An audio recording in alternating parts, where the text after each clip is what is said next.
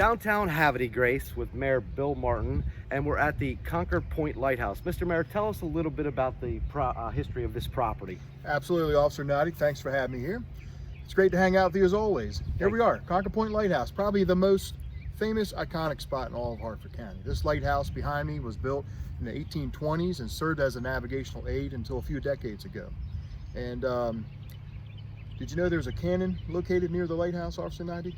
This cannon marks the site of where John ONeill manned this cannon, or one very similar to this, by himself on this site on May 3rd, 1813, to defend the city of Havre de Grace against the British assault.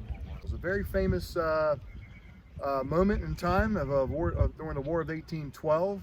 The British strategy at the time was to move up and down the Chesapeake Bay and to do a little bit of commerce raiding on some ships and some villages. And Havre de Grace at the time was a town of about 60 homes.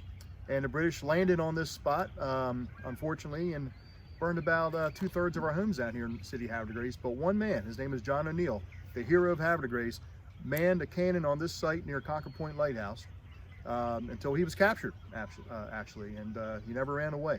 So he's a hero in our city. Right now, we're still at Concord Point Park, and we're standing in front of a sculpture that is called Big Fish School of Fish. It is a sculpture of a rockfish that is made up of 557 little baby rockfish. So we're at the Gold Star Families Memorial here in Havre de Grace. Mayor Martin, this is something relatively new. Tell us about this. Well, yes, the Gold Star War Memorial is something that it's a project created by World War II Medal of Honor recipient Herschel Woody Williams. Look him up, kids, in your history book. He's one of the oldest still surviving World War II Medal of Honor recipients. And about 10 years ago, Mr. Williams had this vision where he wanted to recognize the sacrifice made by military families throughout the country by dedicating a memorial in all 50 states. Right now, I believe about 80 to 85% of the states probably have a memorial similar to this. In the state of Maryland, there are two. There's one in Annapolis, and there's one here in Havre de Grace. So something else that's unique in downtown Havre de Grace is this American flag with 15 stars and 15 stripes. Mr. Mayor, tell us about that. Absolutely, Officer Noddy. Well, as we mentioned earlier, the city of Havre de Grace played a role in the War of 1812, and during the War of 1812, the American flag was the 15-star, 15-stripe flag, as you see here. This flag was the official flag of the United States probably from the mid-1790s to about 1820 almost. And after this flag expired, the United States Congress decided to just add a star for every new state and go back to just 13 stripes on the flag representing the 13 colonies.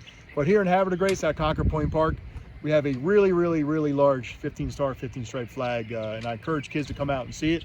And that's the flag of, the same flag, matter of fact, as the one that flew at Fort McHenry.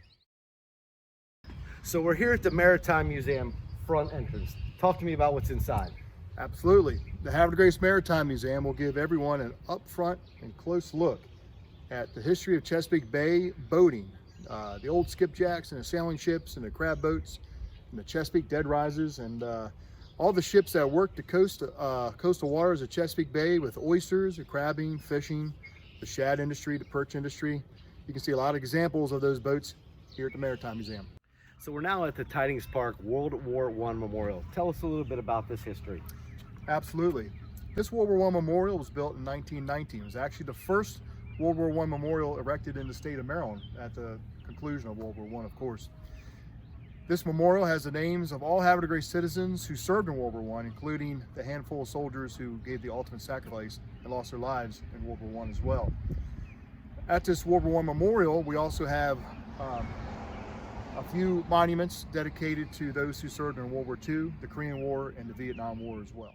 So now we're at the Susquehanna Museum at the Lighthouse. Mayor Martin, tell us about this piece of history.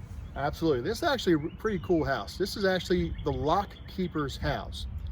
And as we learned in history class this year, a canal can transport goods from one place to another. It's an artificial river, and a lock is where you put your boat, and you can raise your boat or lower your boat depending on the water level that it marries up with, whether it's a bay or river or an ocean or a lake. And so here in Havre de Grace, the Susquehanna Museum of the Lighthouse was built in 1837, and at the time was the most expensive federally funded project in the United States of America.